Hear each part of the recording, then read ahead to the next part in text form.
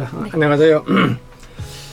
자, 이번 시간에는 그 전 시간에 이어서 그 동양의 그 광에 관한 그 전반적인 내용을 이제 좀 고전에 나타난 광을 이제 중심으로 해서 살펴볼 예정입니다.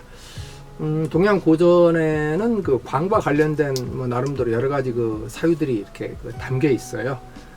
그런 그 어떤 흔적들을 이번 시간에는 시경 또는 서경 또는 뭐 한비자 그리고 이제 좀 뭐 시간적으로 여유가 있으면 이제 장자까지 이렇게 좀 살펴볼 예정입니다. 먼저 큰 틀을 좀 말씀드리면은 이제 서경 다방은 이제 서경이라고 하는 책은 유가 경전 가운데 일종의 정치 철학서, 사상서에 해당하는, 그래서 군주가 어떤 식으로 정치를 하는 것이 그게 바람직한 정치인가 라고 하는 이런 것들을 이제 포괄적으로 이렇게 담고 있는 그 책이고, 성인의 어떤 정치, 주로 이제 중국의 그 성인의 역사는 제왕의 역사입니다. 그런 점을 우리가 뚜렷이 볼 수 있는 게 이 서경이라고 하는 그 텍스트인데, 그 서경에서 성인과 광인의 어떤 차이점 같은 그것에 있어서 간략하게 이렇게 설명을 하는 내용을 우리가 살펴볼 수가 있고, 그 다음에 이제 시경에도 또 이 광자를 통해서 이렇게 그 어떤 개인의 정감을 이렇게 표현한 그런 어떤 것들이 있습니다. 시경에 보면 이제 공자가 이런 그 지역에 그 시, 이제 쉽게 노랫가락이에요. 노랫가락은 문제가 있다. 그래서 내쳐야 된다라고 극력 비판한 정나라의 그 시 음악이 있어요.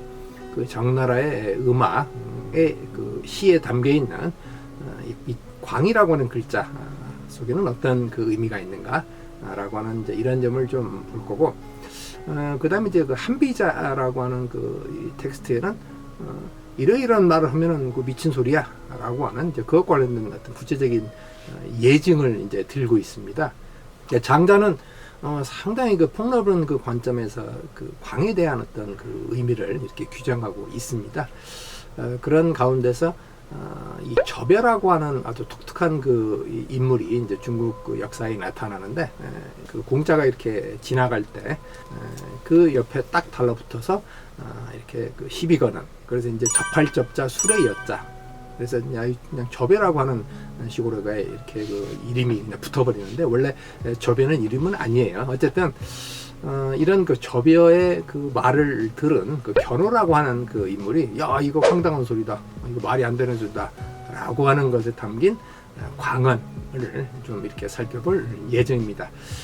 그 다음에 이제 조금 더 이제 그 이후로 내려가면은 그 여러분들 조조가 세웠다라고 하는 그 위나라 쪽에 이 유소라고 하는 인물이 있어요. 이 유소라고 하는 인물이 인물지, 인간의 여러 다양한 어떤 자질과 속성, 어떤 품성을 이렇게 쭉 기록한 그런 그 또 책이 있습니다. 이번 시간에는 이제 서경 다방에 있는 그 광에 대한 견해와 그 다음에 이제 그 시경에 담겨 있는 그 광이라고 하는 글자 속에 담겨져 있는 그런 사유, 그리고 이제 시간이 좀 되면 한비자까지 좀 살펴볼 예정입니다. 자, 그럼 이제 지금부터 서경 다방에 나타난 그 광에 대한 예를 좀 살펴보죠. 서경은 앞 잠깐 이야기했듯이 이제 그 제왕의 어떤 정치서라고 할 수 있는데, 제왕이 어떤 식의 정치를 하는 것이 올바른 정치인가? 뭐 유학을 조금 접한 분들은 당연히 뭐 딱 떠오르는 용어가 하나 있을 겁니다. 덕의 정치, 덕치를 하라. 그 덕치는 이제 백성을 사랑하고 애민, 백성을 나라의 근본으로 생각하는 뭐 이런 그 민본 사상이라고 하죠. 뭐 이런 것들을 이제 주장을 하는데, 그런데 이제 그런 덕치와 애민과 민본 사상이 아닌 이런 폭력적이고 그 혼내한 이런 어떤 정치를 행하는 그런 이 제왕을 이제 광인, 이제 미추광인 광자를 통해서 이렇게 기술하는 걸 볼 수가 있습니다. 자, 이런 부분은 이제 우리가 그 정치적 측면의 어떤 그 광에 대한 어떤 이해입니다. 그런데 이제 이후 우리 이제 중국 그 많은 그런 어떤 그 이 역사 철학 뭐 이런 쪽의 그 글 속에서는 이런 정치적 차원의 광은 뭐 그 이후에는 그렇게 많이 나타나지는 않아요. 실제로 이제 구체적으로 이제 뭐 중국 역사 속에 우리가 그 예를 적용해 보면은 걸이라고 하는 임금과 주라고 하는 임금이 있어요. 그러니까 이상적 정치를 펼친 인물로서는 이제 요임금, 순임금, 이제 유학에서는 그렇게 이야기하는데, 그것과 대비되는 어떤 폭군, 어떤 상징성을 띠고 있는 인물이 이제 걸과 주와 같은 그런 인물들이에요. 그러니까 여러분들이 인터넷에 이제 걸, 주 이렇게 치면은 그들이 어떤 짓을 했는지 이런 것들이 이제 여러 고사성어와 이렇게 연계돼서 이렇게 나올 겁니다.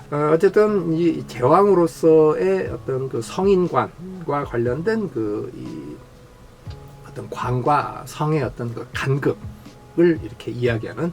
근데 이제 그 관과 성의 간극이라고 하는 것은 아주 그 종이 한 장 차이밖에 없다는 것이죠. 그래서 어떤 마음을 먹느냐에 따라서 성인이 되고 어떤 마음을 먹느냐에 따라서 광인이 되는.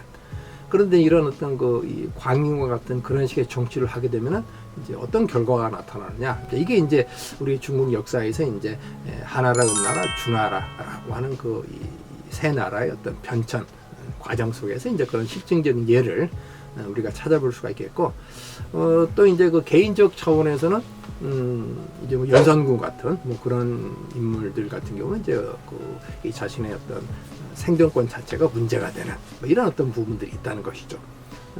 이제 그 핵심은 뭐냐면은 광인이 성인이 될 수 있다. 이건 아니에요. 사실은 광인이 성인이 될 수가 없어요. 다만 이제 포인트는 뭐냐?